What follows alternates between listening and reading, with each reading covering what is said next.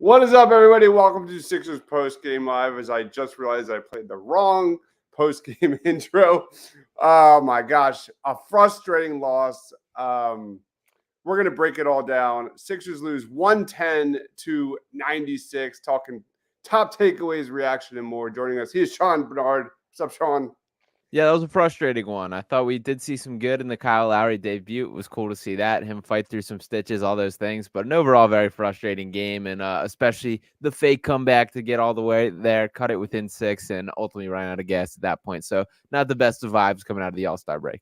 Yeah, they almost had it, man. I think they were down 26, cut the lead to, 6 at some point? Yep, 6. I thought they had it, man, but things fell apart as expected, like clockwork, and we're going to tell you why in just a little bit. Also joining us, he is Mitch Kofsky. What's going on, Mitch? At the end of the first half, Campaign was your second leading scorer. Yeah, he was fighting to get his spot back, and after that, he was just a no-show. So that's all I got to say from Campaign. And Batum, first game back, but still looked terrible with 5 fouls. Still looked terrible. It was a really tough one, man. The first half was awful. The offense was disjointed. So much miscommunication. I mean, they didn't have a lot of turnovers. The Sixers had 18 turnovers. That's a lot of turnovers. But, like, they were timely turnovers, though. Like, I felt like every time the Sixers were within grasp, the next several possessions were at least a few turnovers. That led to Tyrese Maxey and Buddy Hield going off in the third quarter. Let me see what they had in that. They had 24 of the Sixers' 35 points, 4 of 7 from 3. And then everything just kind of snowballed in that fourth quarter. Maxey got tired legs, turnovers, and Maxey put this team on his back through 3 quarters, just didn't have it in the fourth quarter. Sean, what was your reaction? Yeah, I thought Maxey played very well overall. That 35 points, 11 of 24 from the field, the 5 of 6, 6 rebounds. He looked to me like a guy that was comfortable and capable of helping this team tread water, to be that stabilizing force that keep the team afloat, but he can't do it alone. And it felt like Tyrese Maxey versus the Knicks for a too much of tonight's game. So I thought Tyrese played very well. I was happy with the way that he played, the rate that he attacked the basket, the rate that he sought out his own shot was nice to see, I felt. So I have no issues with Tyrese's specific game, but the lack of firepower beyond that, very frustrating, and really where I think the game went downhill. Yeah, I thought the Sixers just played selfish basketball for the most part in this one. They were Buddy Hield and Maxey had 24 points in the third quarter. They shot those two combined 1 of 8 in the fourth. I mean, that was the difference. You saw the tired legs in some of the shots too. A ton of front rim, a ton of just short on opportunities. It's what happens when the legs run out of gas. Yeah. We have Bill saying trash. Where's Quentin at? Tobias, #1 fan. Maxey played selfish, as I just said. I can't. Maxey, we see this a lot. Maxey gets tunnel vision in the fourth quarter. The ball movement overall was terrible in this game. But Mitch, what was your just general take before we get into Tobias Harris? It feels like they weren't in it. It feels like after Kyle Lowry went down, you could feel that the energy was not there. You could feel like the team was just down, and just like that was the game changer for me with Kyle Lowry going down. And then with him coming back, they started to pick it up a little bit. Lowry finished with 11 points, team high +4. It was good from Lowry, but other than that. Yeah, we're going to get into Kyle Lowry, who had a phenomenal debut, which is interesting because so many people were upset about Pat Bev, and the discourse was the turmoil. It was a little interesting. He's a much better player than Pat Bev. There's no question about it with Kyle Lowry. But some more comments before we get into Tobias. I'm more comfortable when Kyle had the ball. Dave chimes in. So it shows that Tobias only works well when Joel is on the floor. End of story. I don't even know if you could go that far. Philly halftime says we did not play fundamental. Let's get into Tobias Harris. This was, I don't know what the opposite of masterclass is. A disaster shit show. Class. A disaster class. Yeah. That should be the title of the show. A disaster class from Tobias Harris. In this one, he played 27 minutes, had 7 points, 3 of 9 from the field, pretty much through like the majority of the game. He only had 5 points. He was far and away the worst player on the basketball court. Like I said this before we went live. Like no one can convince me otherwise. If Tobias Harris is not on that court tonight, the Sixers win this game. And you look at, it's not a coincidence that the Sixers had their best game of the year against Cleveland without Tobias Harris just a couple of weeks ago. Yeah. So, Sean, what happened with Tobias? Only 27 more games, man. 27 more games. I hope, man. I really hope. I said the tweet joking back at you saying that notification of Sixers have re-signed Tobias Harris on a 3-year, $45 million deal is going to hit like a bus. And that is my greatest fear because I've now hit the point where I don't care of the cost. I've talked so much about like a great deal of the criticism is because of the contract, that it's not him as a player. Tonight, it's him as a player. It's what he did on the court. And one of these sticking points, I guess the positives when you weigh the pros and cons of Tobias has always been he has been a guy that has looked better without Joel Embiid, that he's risen his game when the team has needed it during those opportunities. That was far from the case tonight. The Sixers were a better team when he was not on the floor. There was a part of me that thought Nick Nurse was officially going to bench him when he did not come back in to start that fourth quarter and even a couple minutes into it. The rebounding was especially egregious to me. He ended with 4. He had 1 for most of that game up until late in that third quarter that he started picking up a couple more, the 3 other ones there.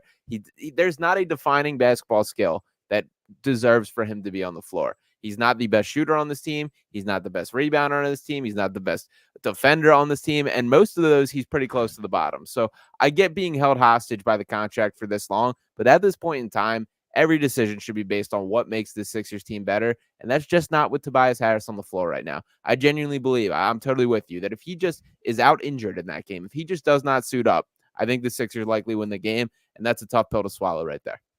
No, it has a trickle-down effect, man. Like, he's so completely useless out there as a shot creator. That leads to other teams being able to double-team Tyrese Maxey, and the Sixers just can't get away with it because they have nobody on this team who can dribble past the guard in front of them, and the offense consistently goes down the drain in the fourth quarter. Everybody saw it happening. There was zero reason for Tobias Harris to be on that court in the fourth quarter. I don't know what Nick Nurse is watching. That was an embarrassment. I don't understand. Like, even Mo Bamba is terrible. Like, why isn't Council the fourth in this game? Council will at least be relentless driving to the basket. He will at least try to get to the free throw line. He'll hustle his ass off for loose balls. He'll rebound the fucking basketball. And the Sixers were killed again and again on the glass in this one. Yeah. I don't know what we're doing. Is it politics, Sean? I think it's the contract. I think that's the basis of it and kind of the seniority thing of that he's been there forever. This is his role. And I think Nick Nurse, like, the risk that he's really dancing with in Nick Nurse's head is, if I bench Tobias Harris, is this something that fires him up or I lose him for the season? And you don't want to lose him for the season, especially with the rate of how much turnover there's been on the roster. He's still going to be a guy that plays. They need those minutes filled. He's not a guy that I'm sticking up for basketball reasons, but I think that's the dance that Nick Nurse is doing in his head, that he would rather keep the risk of keeping Tobias Harris happy and seeing out the remainder of the season rather than ruffle feathers for a potential win in game 1 after the All-Star break. But I disagree with that, to be honest. I think every decision should be based on winning basketball games. And if Tobias Harris can't handle being benched, you know what? The cash hits either way, brother. That you're good, Don't worry about it that heavy. But I don't know. Each guy's built a little differently that way. Hopefully Nurse has a better feel for how Tobias is wired in that regard. But it just sucks, and it definitely hurt the team tonight. What about you, Mitch? Thoughts on Tobias? The only thing I can say is, how does Daryl Morey love this guy? How does Daryl Morey love this guy with his play? The pace is so slow. Everyone's not even guarding him. He's just like a liability on the court. I'd rather have Ricky Counter there. I'd rather have someone else there. But God freaking dang, this is like, I keep on saying this from day one. Please get rid of him. I keep on saying it. Yeah, I know. They're just not going to take additional salary at this point. You remember at the trade deadline, the report of the talks with the Pistons about a potential trade for Bogdanovich, that the door was shut when Tobias Harris came up. who lit up the Sixers tonight but Wow. Bogdanovich himself, and he shot the lights out. That right there, that defining skill as a shooter makes him more valuable to this Sixers team than Tobias Harris is, and that's a failure on Daryl Morey's part right there. Alec Burks had 7 points, 2 of 4 from 3. Bogdanovich had 22 points, 6 of 6 from 3. Tobias Harris gave you nothing. Yeah. Bogdanovich was the difference in this game, I thought. Like those crucial threes he had were just backbreaking. Yeah. Over and over and over again. Some comments real quick. Brent says we need to have a conversation about benching Tobias for the rest of the season. It's not about the lack of needed production. It's to the point where he is hurting the team. I fully agree. Tobias class. I love it. Where is Ricky Council? I don't get it, man. Ricky played how many minutes in this one? Ricky 4 minutes. I think. Not enough. 4 minutes, and he had an offensive board. I don't. And then KJ Martin played how many minutes? 21, I think, which is too much right there for sure. That is crazy. That is crazy. I don't like it. Michael says Nick Batum 0 points in 18 minutes. I'm not surprised by the 0 points. It's how he looked. He looked slow. Yeah. He had like 5 fouls at the start of the third quarter. He looked really bad without Joel, man. Really bad. And that's my full Batum take right here is he's a perfect player to surround Joel Embiid with, that he makes quick decisions. He's a good entry pass, quick shot release off the catch and shoot threes. He's a great role player to have around Joel Embiid. His weaknesses really get exposed when there's no Joel there. And I honestly think from the Sixers standpoint, knowing this guy's age, knowing what his expected role is, you don't have to play him every night. Play this guy like he's a starting pitcher. Run him every 4th or 5th game, man. Like, let his legs rest up. We need one playoff run from him. He's not going to look the best version of Nico Batum until Joel Embiid is back on the floor. There's no reason to push him. He's not going to help the team by forcing him out on a night-to-night basis, I feel. So for both his health and for the sake of the team, I say just be very limited in the minutes you give him for the remainder of the season. Go small ball. Yeah. Stop with the Mo Bamba shit. Stop. They actually did go small ball at one point. They had who was it? Maxey, Lowry, Payne, Oubre, and then KJ Martin. That was technically small ball. That line of cooked a little bit. But that's what I was saying. Like, at least just go small ball with Council and just see what happens. Mr. Rudy Poo says Outbrand will be a dead man if we resign Tobias. Tobias couldn't post Brunson and McBride. He's sad. Late to the party. Tobias is trash. No reason to start Batum when Embiid doesn't play. Philly halftime says Nick Nurse was mad at the refs. Yeah, the refs were awful today. Yeah, no doubt. You can't blame them for the entire game, though. I mean, the whole game looked like garbage. You can't blame the refs. Yeah, the ball movement with the Sixers, the turnovers, the lack of rebounding was just horrible. Just bad basketball. Maxey can't ISO yet. When teams switch, we struggle. That's really it. The Sixers don't have a creator outside of Maxey. That's been a long time issue. Batum was horrible. Tobias Harris excuses. Doc Rivers excuses. Batum has a reason to be trash. He's 36. Tobias just stinks. I have a question. Anyone seen Batum and Tobias? Nope. I don't understand this roster. So we have Maxey, Kyle, Melton, and Campaign. We're running 3-guard lineups. I thought Melton was healthy. No? Why didn't we see him? Tomorrow he'll be back. Yeah. Okay. We need rebounding, says William. What's rebounding? Rudy Poo says Otto Porter would be a shooter, but he doesn't rebound either. Nurse is turning into a Doc Rivers. Reverse. And would add more offense to them. All right. Let's get into Kyle Lowry. Kyle Lowry had an amazing debut. I thought he was sensational, hitting big buckets when they needed it. His presence on offense was felt, finding open shooters from the perimeter.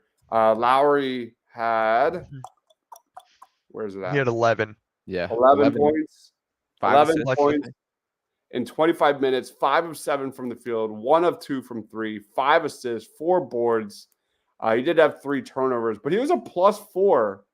That's the second highest. Kyle Lowry had team high. the only player on the team with a positive plus minus. Took stitches at halftime and came back while they were down Yeah. 23. That's incredible. The fact that he was a positive in this. And that was felt too when they cut the lead to 6. I'm pretty sure that's when he had to kind of get his stitches readjusted or something, or a new band-aid or something. And that, of course, was when Tobias was in the game and the Knicks went back on a run. Sean, quick thoughts on Kyle Lowry. Yeah, I thought he was great tonight. That I thought he looked sharp. Jury's still out on how he will be for the remainder of the season. That I will point out, just to settle down the parade a little bit, that sometimes we see this with old players that are kind of hanging on, that they have it for a game and then we'll see on a night-to-night basis. But I did like what I saw tonight. That my concern in the Kyle Lowry, Pat Bev discussion, it's never about that I thought Pat Bev's a better basketball player. It fully comes down to how much Kyle Lowry has left in the tank. And that's what we're going to find out. But if we can get that version of Kyle Lowry that we saw tonight on a night-to-night basis, that's a massive win for this Sixers team. That one three-pointer he hit was huge. Yeah. The confidence to take it. His first basket, that little acrobatic finish, was really impressive. And I do think that he has like a calming presence on the court with the ball in his hands, which is nice to see with this lineup. I like that it allowed Maxey to play off ball a little bit. I want more and more of that. And I don't mean that as any slight on Maxey. I just think it's a better way to generate shots for him and create offense for Maxey rather than having so much on him. So I was really happy with what Kyle Lowry brought to the table today. There's a little bit of that scumbag energy that I think this team needs and I think is important to have. So across the board, I thought it was a strong start, and hopefully he can build off this and keep this going. Yeah, it's something we consistently see with Maxey when he just kind of loses his legs in the fourth quarter. I want to see a little more off ball with Maxey, like you just said. Like that's what I think Lowry gives you. Yeah. Here's his shot chart. Looks really good. Mitch, what were your thoughts? How long were we been begging for a backup playmaker? We finally got one, 5 assists off the bench. I'll take it. And that's something that Beverly was not entirely good with or known with. So him doing that, getting others involved, it's perfect what I wanted to see. Yeah, absolutely agree. Really good game. Really good game. Mr. Rudy Poo says, what about Lowry starting next to Maxey? I'm not ready for that yet. I was just about to say that. Not yet. Ultimately, I want to see him off the bench. Melton probably is a better fit. Todd says Kyle Lowry, the Rocky Balboa chronic is. Dude, I was so bummed out, man. When he got, we all were. Man, I was like, this season is so effing cursed, man. Like, just punt this entire season to the moon and back. Like, it is so Philadelphia that he makes a couple buckets and then just gets smacked, gets his head broken. I can't believe he came back, to be honest. Like, it looked bad. Yeah, bleeding right away. That looked like it hurt for sure. So shout out him. And especially at that point in the game, that was a 23-point game at that point. So the fact that he even buckled up and came back in, I think is impressive. And he was very much responsible for chipping into that lead and leading the charge during that time. So yeah, shout out Kyle Lowry for sure for tonight. Yeah. William says, I thought Kyle had a great game. Could have been better if he wasn't knocked out in the first half. That could have been a lot worse. That could have been a lot worse. Yes. Yeah, I'm surprised he wasn't even in like a mask or something. Oh my God. Lowry's playmaking was a breath of fresh air. That's the thing, Sean. We don't have enough scumbags on this team. Bev and Morris are gone. How can we be a Philly team with one scumbag? And like, as much as this is jokes, like there's something to that about like having that toughness, that grit, that attitude. And especially when you have a team centered around Joel Embiid. I know he's not there tonight, but what we know about Joel is think about the body language, that he has his moments where he's expressive and at the front of the crowd. But when things aren't going his way, there's a tendency for him to kind of sink into his shell a little bit. To kind of overcome that, I feel you surround that with guys like Kyle Lowry and Pat Bev, who have that type of just unrelenting energy, that want to bring it, want to get in your face, clap it up, smack the floor, all those things. I do think that's valuable on the team. I do think that sets the tone. And I will throw Kelly Oubre in the mix. That I think Kelly Oubre's got a little bit of it in him as well. So I'll count him as the second scumbag on the Sixers team. He's soft. He's soft. He's pretty boy scumbag, but he's still got the like he's got the first down, the blocks, all that kind of thing. To shout out Kelly a little bit more, I thought that one of the better adjustments by Nick Nurse tonight was when they put Kelly on Jalen Brunson, because both Buddy and Maxey were getting cooked by Brunson. Kelly's length at least bothered him a little bit. Rudy Poo says Kelly's too pretty. I love it. I love it. All right. Any other takes before we get into player of the game? What do you guys think of Buddy Hield tonight? That was okay. He was decent. Buddy Hield, 14 points, 5 of 15. Didn't feel like 5 of 15. He did have 6 assists. Majority of that was in that third quarter. It's so hard to grade without Joel. Like all this is theorizing and projecting and wanting to see kind of Hield elevate Maxi's game. What do you think? Yeah, I mean, we're seeing too much Buddy right now for sure. That was the worst game that he's played in a Sixers uniform, but I still thought he was fine. I was pretty okay with the performance. I thought the Knicks did a nice job of chasing him off the three-point line a lot tonight, that I thought he had to put the ball on the floor a little more than is the best case of Buddy Hield's game, but I still thought he did solid. The playmaking still stands out to me, some of the reads that he's making. I just didn't really realize how much he had that in his bag. So 6 assists again tonight. He's now had 6 assists in all 5 games in a Sixers uniform. That's really impressive. So I'm still okay with Buddy's performance tonight, but definitely his worst game as a Sixer so far. Yeah, I don't expect, like, I'm impressed with his passing and creating for others, but I don't expect him to take someone off the dribble. It's just not what this is not what it is. Williams says the assist numbers have been surprising. He can drive more than I thought. The Knicks definitely emphasized defending Buddy Hield on pin downs. Hat tip to Josh Hart for that one. Like, I'm more frustrated with like Paul Reed and Bamba's defense. Like the bigs just tore up the Sixers all game long for the Knicks. So they didn't even have Mitchell Robinson. Yeah. Or Randall or OG. Yeah. I already bought the jersey. Wait for the Buddy and B game. I can't wait. That's what this is. Yeah. That's why I say play counsel. Like, what? Like, grow this guy for real playoff minutes. Yeah, Jericho Sims was all over the place tonight. What did Jericho Sims? I love Jericho Sims. He's such a good rebounder. He's got springs for legs, man. He can jump out the gym. One of those putback dunks tonight, that was early on. I think it was the first quarter. Absurd. And he's been like that since Texas. He's got freakish vertical. I believe it's in the 50 inches. Wow. That was better than the dunk contest combined. Yeah, he did do the dunk contest one year and he sucked at it. He did not have a good dunk contest. Yeah. Should have done it this year. Yeah. Jericho Sims had 4 points, 10 boards, 2 assists, but like 10 boards. Yeah, feels way more than that. I thought he had like 13 or something. Dang, 10? Wow. All right, let's get into our player of the game before I find this thing. There it is.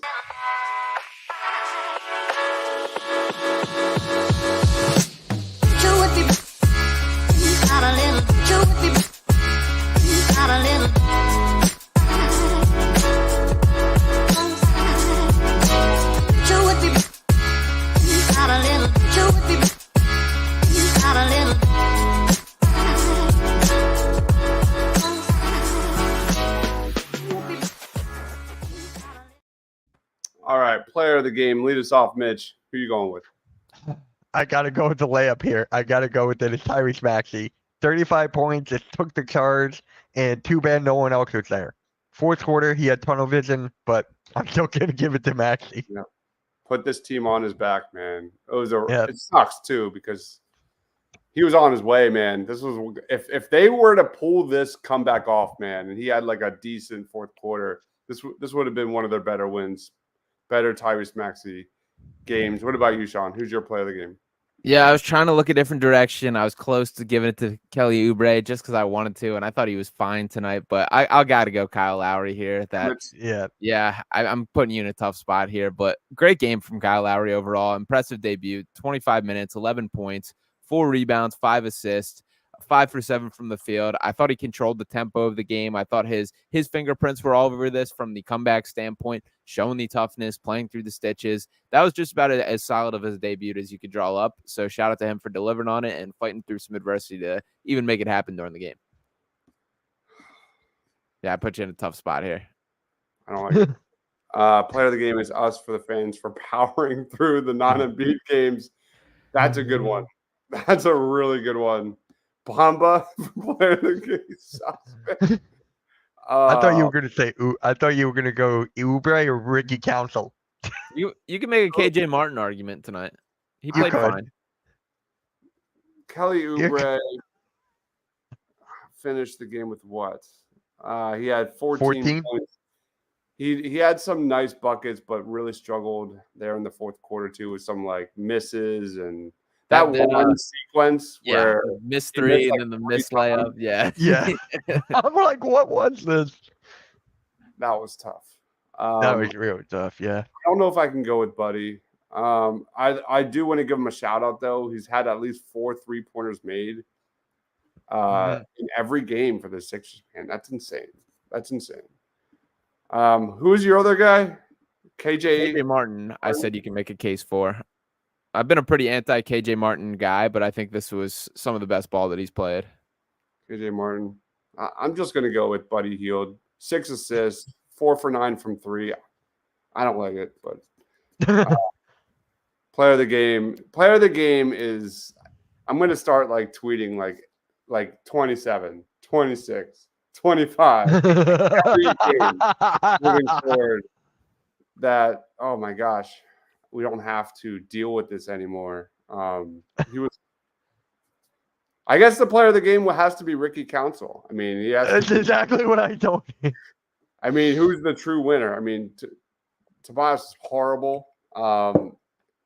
Nick Nurse has to watch the tape of that game and realize that was just awful. He effed that up. He screwed that up big time. There was zero reason for him to be in the fourth quarter. And Ricky Council, I mean, he's performed every time over the last couple of weeks. So I'm going to go Ricky Council the fourth. Okay. All right. Should we do grades? I was just about to ask you that. Let's not do grades. Let's wrap it up. All right. I'll throw it to you, Mitch. Final thoughts on the game. Let's go to bed. Final thoughts. Oh my god. Just get ready for the next game. We got the Cavs. Tomorrow. Hopefully everyone is there. We're still home, so that's a good sign. So I don't know. Tobias revenge game. We'll see. But yeah, guys, you can catch me on Edge. Probably not. But yeah, you can catch me on Edge of Philly Sports, Fly Like an Eagle every Thursday, and my channel Mitch Coxey, pushing out a lot of Sixers content. People are liking it, so just gonna keep on going with that.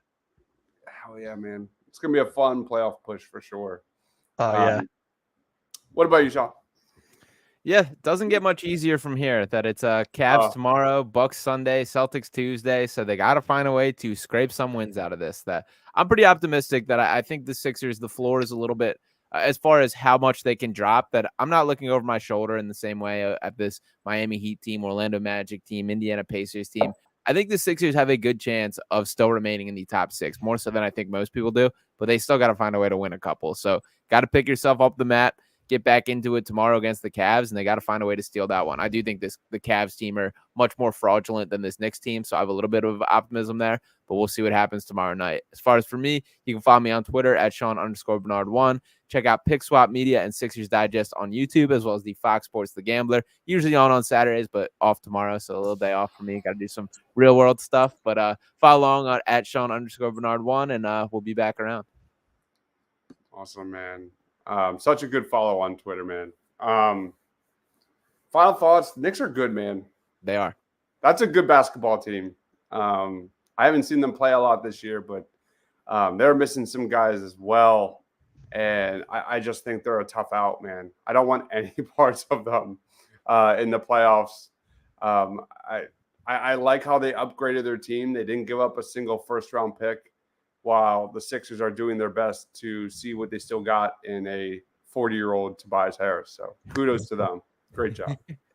All right, but let's wrap this up. Oh, Anthony says Tobias is going to have 40 points. I hope. I don't even know if he's got it in him anymore. Nah. What was the highest this season he's had? It's a good question. That is a good question. What is it, like 35? I'm guessing here. If it's like more than 35, I'll be shocked. Definitely not more. I know. Yeah. Let me fact check this. Tobias Harris is high He's scored over 30 points. 37. 37. Oh, wow. I was too off. He had 37 against the Sacramento Kings on January 12th. Wow. I don't even remember that. No. I don't even remember that. His next highest against Toronto, he had 33. This back in December 22nd. And January 10th, he had 32 against the Hawks. He went on a little heater there on back-to-back games. Yeah. All right. Where was I? Whenever he does good, you're Probably not on nothing. here and you're sick. You're That not was it. feeling well. I was dealing with my shit. Yeah. I totally didn't watch me and Pat had to take over for that. That's so funny. You're right. He's also had 6 games where he scored under 10 points this season. He's had 9 games where he's had 10 points or fewer as well. Yeah. Oh, wow. I'm so shocked about the 37. Yeah. Again, if Tobias doesn't play this game, get more counsel. Sixers get the W tonight. It would have been a great W. But again, thank everyone for watching. We'll be back tomorrow night. He is Mitch Kofsky. Go give him a follow on X at Mitch Kofsky. Sean, he is Sean at Sean_Bernard1. I am Dives. We'll see you tomorrow. For Mitch, for Sean, for myself, stay awesome.